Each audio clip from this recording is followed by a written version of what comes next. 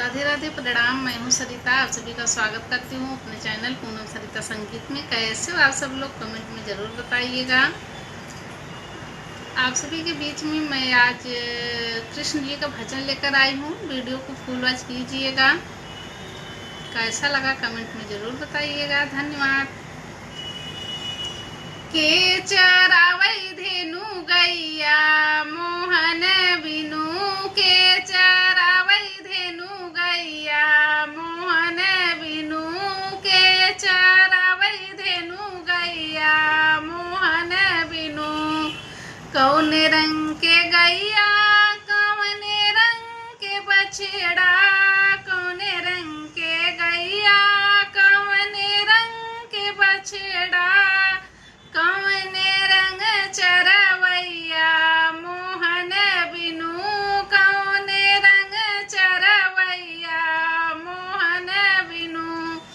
लाल रंग के गैया सफेद रंग के बछड़ा, लाल रंग के गैया सफेद रंग के बछड़ा, सावर रंग चरवैया मोहन बिनु, सावर रंग चरवैया मोहन बिनु।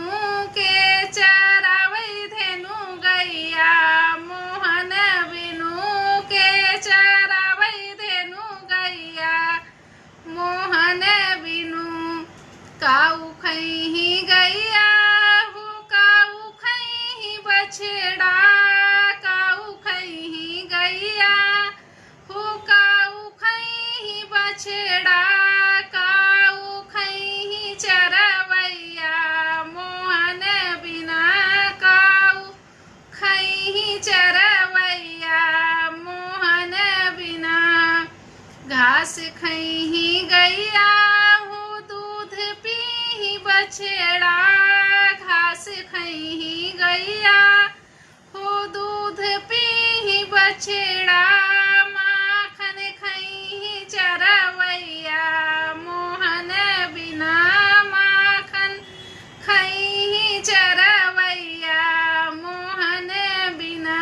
के चरावई धेनु गैया मोहन बिना, के चरावई धेनु गैया मोहन बिना।